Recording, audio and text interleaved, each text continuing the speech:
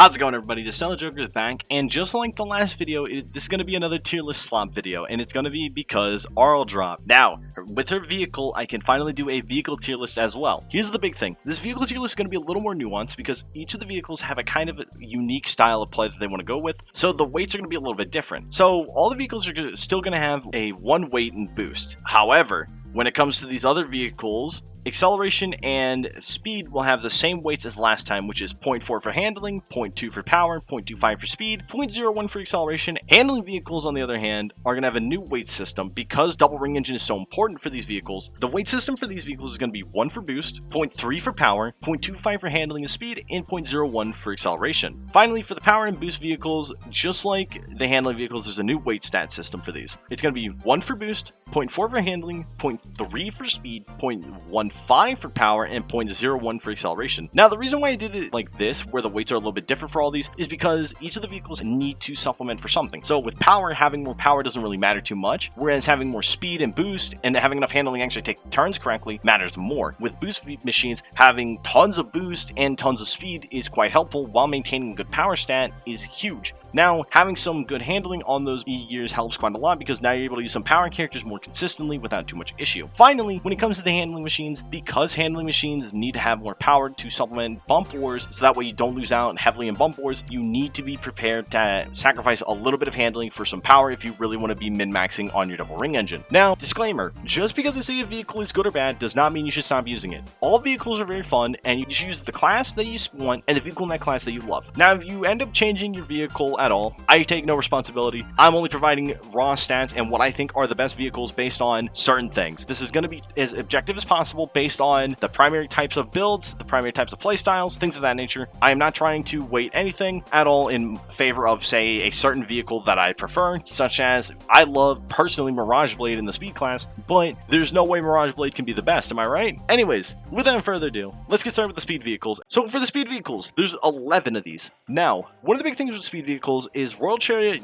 was the best supersonic speed vehicle for quite a long time, and now with the double ring engine being in the meta, you have to really consider other factors such as having higher boost. Having higher boost matters quite a lot here, and that's where Banana Cruiser and Retro Future are so important. Banana Cruiser and Retro Future have 30 boost. Compared to vehicles like Speedster Lightning and Buster M that have 21, these vehicles are able to get really good drift boosts off very quickly, which makes it a lot easier, and if you tend to like snaking playstyles, Banana Cruiser and Retro Future will help you there as well. One of the big things to remember is that the lower a stat is that doesn't linearly grow like speed or power, the more important they are. So having lower handling and boost means that if you have a vehicle that jumps from, say, 33 handling to 39 or 42 handling, you will feel a massive difference. Same thing for boost. If you jump from 21 boost to 30 boost, you will feel that quite heavily. I promise you, go take Miku or Whisper, run them in Banana Cruiser, and then go run them with Buster M. You will notice a massive difference in drift charge rate. And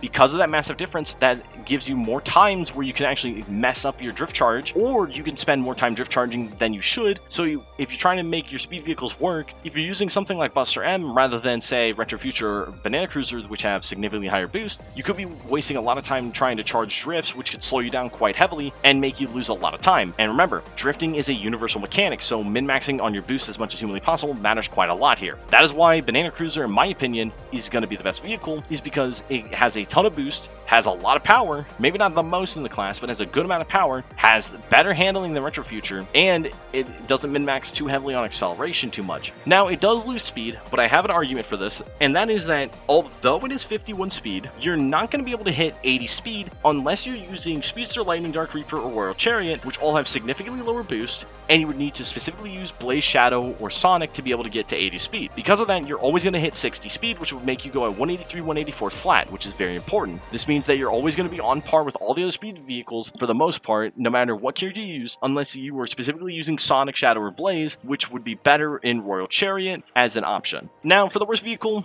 it's between Buster M and Speedster Lightning without a doubt. 21 boost is horrendously bad. Even if you're going to run a ring game boost style build with Slipstream, having 21 boost only makes it so it takes a lot longer to charge drifts, so your level 3s are going to be delayed a lot more on bends, and so there are sometimes you may not get a level 3 off where you would actually get it with a banana cruiser, even if it's just barely, so that makes them much worse. Even so, although I'm going to say Speedster Lightning is worse than Buster M loses out on speed for power, and although power is not the most important stat by any means when it comes to the speed vehicles, I still think the fact that you're giving up speed does hinder it a little bit more than giving up power. So I want to argue that Buster M is a little bit worse than Speedster Lightning for that reason, because at least with Speedster Lightning you can go 184, 185 if you use Sonic, Shadow, or Blaze. And based on my stat weights, that holds true. Buster M is barely worse than Speedster Lightning, and Banana Cruiser is barely better than Retro Future. Remember, because of the fact that boost is so low in this class, having even just a little bit more boost than your cohorts will make it a lot easier for you to get your drifts off and feel more consistent and less clunky. So, without further ado, Banana Cruiser, and I agree with this personally with the stat weights, Banana Cruiser is the best of the class by far, without a doubt, whereas Buster M is unfortunately the worst of the class. Not even by design at all. Buster M's got one of the cooler designs in my opinion, but unfortunately it does not have the stats to hold water. Moving on to the acceleration section, there are 4 standout vehicles right away because, remember, the lower your boost stat is, the more important it is. So, we have Super Roaster,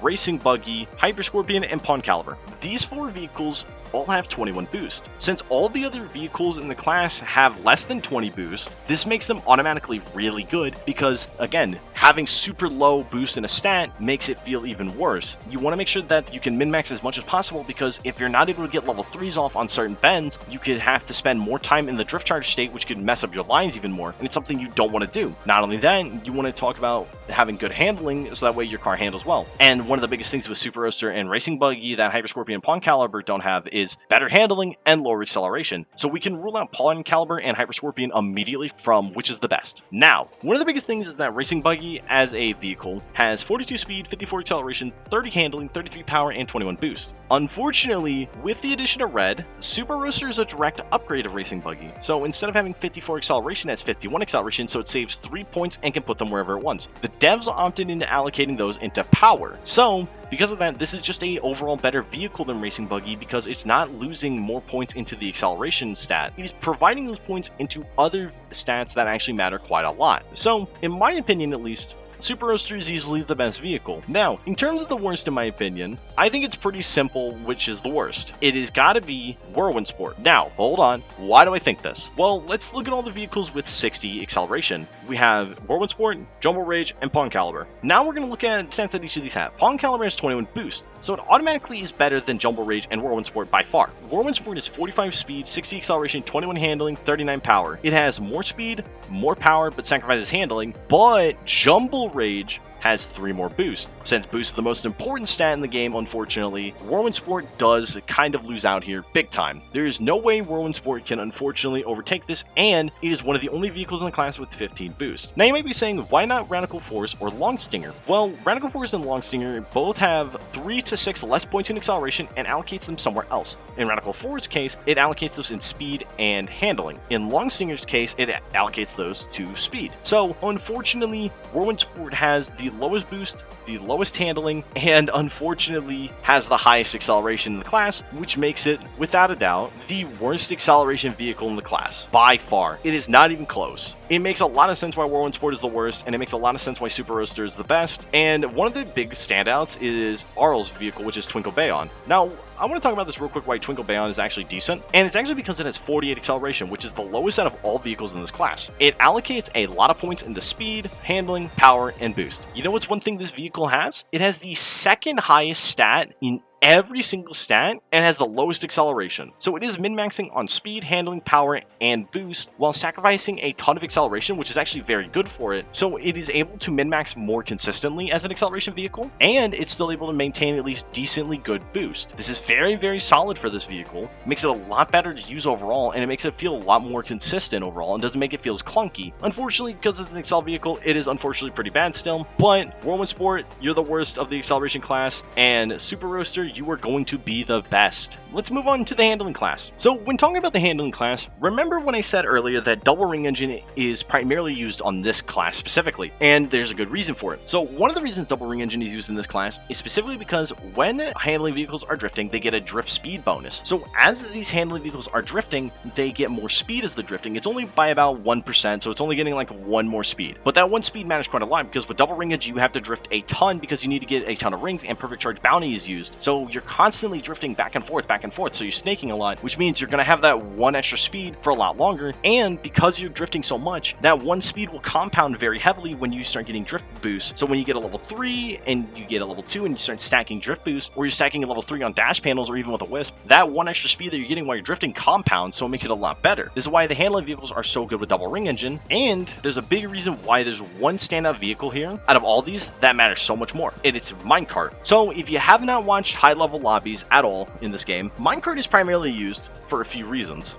1, it is the highest power in the class and the highest speed while maintaining the second highest boost and the lowest handling. Because of Minecart's stat spread, it's what makes it so good. 39 boost is the second highest in the class, only losing out to Ancient Throne, and the other vehicles in the class that have 39 boost actually sacrifice speed or have more handling and acceleration, and they lose power. So let's talk about Ancient Throne. Ancient Throne has 42 boost, which is very, very good for it, has 15 speed, which is unfortunate, has 48 acceleration, which is really unfortunate, but it has 51 handling and 24 power. Since power matters so much in this class, you want to have as much power as possible because when you're running double ring engine, you need to be winning bump wars. The more bump wars you lose, the more rings you lose. So that's why minecart is so good. Now, Ancient Throne does have more boost, and with the stat spread system I'm using, Ancient Throne would probably arguably weigh higher, whereas minecart is going to weigh a little bit less because of how the stats are spread out. Now, unfortunately for Ancient Throne is what I would call a specific vehicle. It is a vehicle that is used to supplement certain character classes, so that way they can be used more consistently, specifically the speed and acceleration characters. Sneaky, a top level player,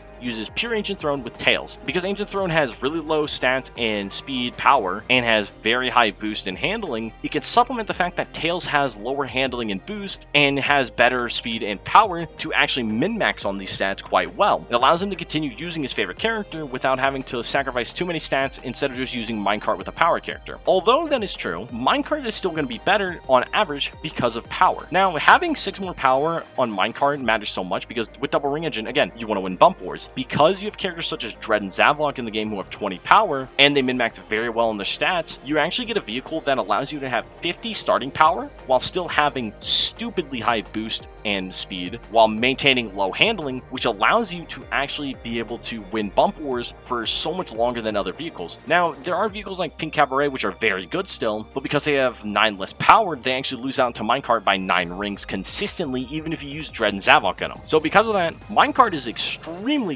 good. Now, what about the worst vehicle in the class? The worst vehicle in the class, I would argue, is going to be a vehicle with super low boost and too much handling and acceleration. Vehicles like that, you have vehicles such as Victoria Carriage, Moto Beetle, and Neolitron. They have low acceleration, so that actually is a good thing for them, but the problem is they have freakishly low boost. Unfortunately for Neolitron and Victoria Carriage's case, they have very low power. Now, Moto Beetle, I would argue, is worse, but it actually sacrifices some handling points for speed and power, which actually takes it out of the running for being bottom 1, but it is still going to be a pretty bad vehicle because it has the lowest boost in the class by far. Now it's between Victoria Carriage and Neolitron. Which one's worse? Well, I think this should be obvious because of the stat weights. Because acceleration weighs significantly less than handling, unfortunately, Victoria Carriage is going to be the worst because you're putting too many points into acceleration, sacrificing too much power, and it's sacrificing significantly too much boost. And if we go to the stats, that holds true. Victoria Carriage is by far the worst handling vehicle, whereas Ancient Throne is considered the best. I'm going to make a personal change to this. Although Ancient Throne is considered to be better, I think minecart is easily better in terms of the meta. I think pure Ancient Throne is actually worse because it loses 6 power, especially even if you run Dread and Zavok. There's no reason why Ancient Throne should be considered better outside of the fact that it has higher boost, but with double ring engine being the meta, I think minecart is better personally, and you can argue with me in the comment section down below that I'm not following my stats, but I think making a specific decision as not only someone that knows competitive but has played competitive, pure minecart is very solid, especially with Dread and Zavok, and it makes it easily the best vehicle in the class, especially if you're planning on running double ring engine. Now with the Victoria Carriage, it is easily the worst without a doubt. Let's move on to the power vehicles. In terms of the power vehicles, there's two standout vehicles, those being Trail Runner and Frog Cruiser. These two vehicles have 48 boost, which is extremely good, and they have 39 or 42 speed, which is even better. Now, one of the big things between Trail Runner and Frog Cruiser is the fact that when you're versing other vehicles, you have to keep in mind, are you going to be versing primarily DRE, or are you going to be versing primarily other vehicles that are similar when it comes to power? Now, if you're versing constantly vehicles that have similar stats to you, you have more incentive to want to have more power, because if everyone's running Trail Runner, which is the preferred power vehicle for slipstream builds, because it has 48 boost and 42 speed, which means you can min-max your speed and boost stats quite heavily to not only get quick drift charges, but also get to a higher speed cap than all the other power vehicles, because only needing 18 speed means that you can use the Ghost, Jet, Shadow Blaze Sonic, and even Metal Sonic with pure Trail Runner and all hit 60 speed or more while still maintaining at least 50 or more boost. And if you use characters such as Sonic, you're able to hit pretty high handling stats overall. The big thing with pure Trail Runner is that it's very, very good with handling and boost characters, because when you have gadgets such as ring game boost and your slipstreaming, you're actually able to supplement the lack of speed that it has by using slipstream speed and the drift speed that you get from having very quick drift charges. So it makes Trail Runner actually extremely good. It also makes Frog Cruiser a very good alternative if you prefer having more power. I think easily Trail Runner should arguably still be the best, but I think if you're in a full lobby of Trail Run users, I actually think Frog Cruiser is a good side grade to actually overpower pure Trail Run players, especially if you're thinking of playing Frog Cruiser with a character that has more power, such as a speed character, where you can really min-max on the fact that you have more power and you can really abuse Trail Run players. Now, in terms of double ring engine and playing in the double ring engine meta, Trail Runner is probably going to be the best by far. I think this is just because it has more speed, it has more boost. Unfortunately, it does have 15 handling, but the fact that it has more boost and speed and it sacrifices power to get those stats, I think it matters more. It is a little unfortunate, but if you're in lobbies where double ring engine isn't allowed, I just think Frog Cruiser is going to be one of your best options, because even with handling vehicles running Dread and Zavon, you're still going to be 7 power higher than them, even if they run pure minecart, which is really important. Even with Trail Runner, you're 1 power higher than them just by the vehicle alone. So without further ado, let's move on to the worst. And I think the worst should be pretty obvious here. It's whichever vehicles have 39 boost, and those vehicles are Beat Gator and Beast Spike. Beast Spike has 48 power, whereas Beat Gator has 60. Now, the big thing is that because power is not nearly as important in this class, because power is already so freakishly high, and you don't lose rings when you hit walls, power is a little bit less important, and especially since you're running a slipstream-based vehicle, you're always able to get tons and tons of rings, because you're going to be running ring game boost and a couple of ring game gadgets, so you're going to be able to get a lot of rings very quickly. Beast Spike losing that power is not too detrimental, because the handling actually helps quite a lot here, and it allows you to use full power characters, so you can run Beast Spike with a power character, and you can really min-max on getting more speed, more boost, while still being able to control your car quite easily. Unfortunately, you do lose a lot of power here on Beat Gator, but the thing is that Beat Gator has worse handling, it has, thankfully, worse acceleration, but it has worse speed. Unfortunately, because it has worse speed and handling on Beast Spike, Beat Gator is unfortunately the worst. Now, is this my opinion? Yes, but in terms of the stats, Beat Gator is your worst, just barely. Beast Spike is very close to being the worst, because it sacrifices so much power to get the stats that it has, and again, even though power is still a very important stat here, unfortunately sacrificing so much power for the stats it has does bring it down quite a lot, because it loses power wars with almost every other vehicle. But again, you can supplement that by running Slipstream, Bounty, and another ring game gadget with ring game boost, and maybe like a quick charge or two. Trail Runner and Frog Cruiser are nearly neck and neck, almost literally interchangeable based on the stat spread and the stat weights. They are so incredibly close, it's not even funny. And I would argue still right now, Trail Runner is arguably the better of the two currently, but it is extremely close to losing to Frog Cruiser. I think if we get into a meta where power actually changes when it comes to its stats and how power works as a stat, I think we can actually see Frog Cruiser actually overtake Trail Runner and push it back down into here. But until we see a version of the meta where having more power actually matters, I don't think we're going to see any difference here. And unfortunately, even though Vector's car is pretty cool, Beat Gator unfortunately has to be the worst in the class. It just doesn't have the handling and speed to really maintain what it needs. So going to the final class of vehicle, you might know from the last meta that J-Iota was the best by far. Having 60 boost automatically means it's in a category of its own compared to all the other E-Gears, because boost is the most important stat, especially for E-Gears. You have 3 vehicles that are on top: J-Iota, Type S-Stream, and W-Windy. S-Stream, W-Windy, and J-Iota being the only 60 boost E-Gears in the game is extremely important for these vehicles, because it makes it to where these vehicles actually have a ton of drift charging, and even without having drift charge gadgets or even having having a quick charge 1, you get extremely fast level 1s, and then your level 2s and 3s, especially if you pair it with like quick charge 2 or 3, or even tech drift, or even counter quick charge, things of that nature, they charge so freakishly fast that it's insanely unreal how easy it is to get level 2s and 3s off super consistently, and it makes it to where drift stacking is super easy. What separates these vehicles? Well, J-Oda sacrifices handling where Windy and Stream gain acceleration and handling themselves. Windy is more of a handling based E-gear that sacrifices some speed and power to not only accelerate a little bit faster, but it handles better. Type Stream is kind of your all-around E-gear where it has kind of a middle ground of all the stats. It has the middle ground of speed, has the middle ground of acceleration, has the middle ground of handling, and has the middle ground of power roughly. Now, even with that, it does have 60 boost, which still makes it a very strong E-gear, but because it sacrifices speed and it sacrifices power, especially in a meta where power is more important now, I actually think J-Oda still stands on top between these. Even though handling is nice, there's nothing wrong with J-Oda overall, and one of the big things with J-Oda is that because it has 26 speed specifically, you can hit 40 speed, which means you're able to hit a speed breakpoint to go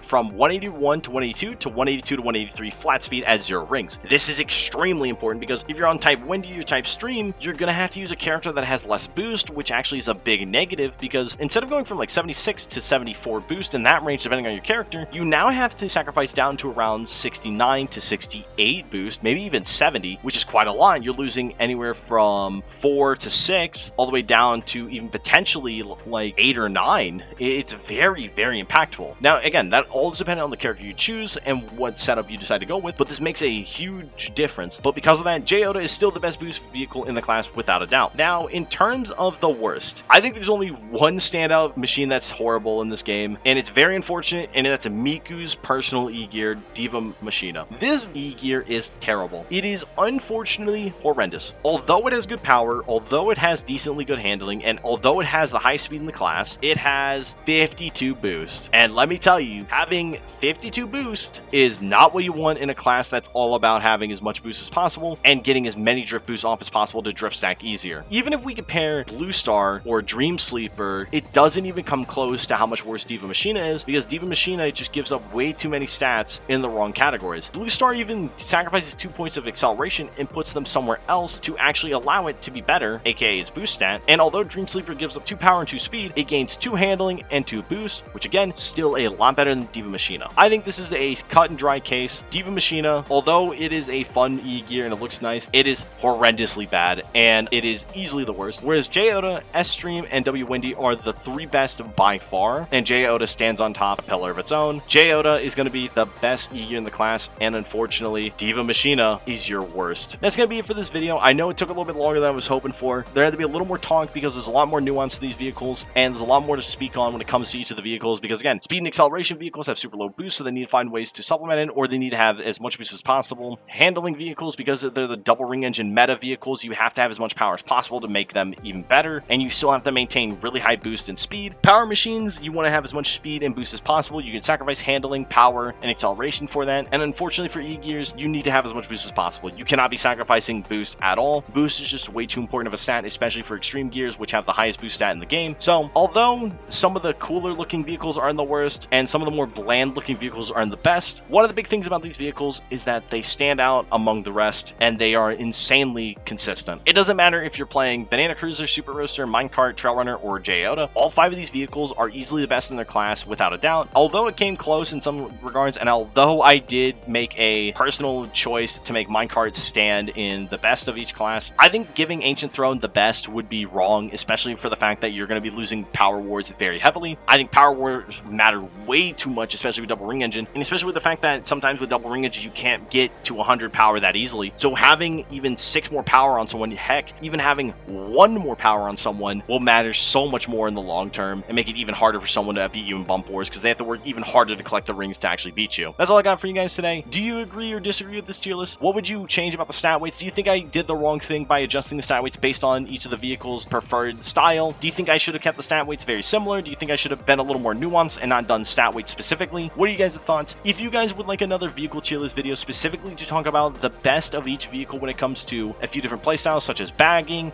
ring game boost with slipstream, and double ring engine, I can do that. I would like the video to at least hit 150 likes if you guys would want that, and if you do, I will make a follow-up video for the vehicle tier list that specifically showcases the best of each class when it comes to each of the different styles, and they're going to be more opinionated based on my personal personal playtesting with all the vehicles. Other than that, guys, thank you so much for watching. Sorry the video got quite long. Hopefully you enjoyed the video, and I'll catch you guys in the next one.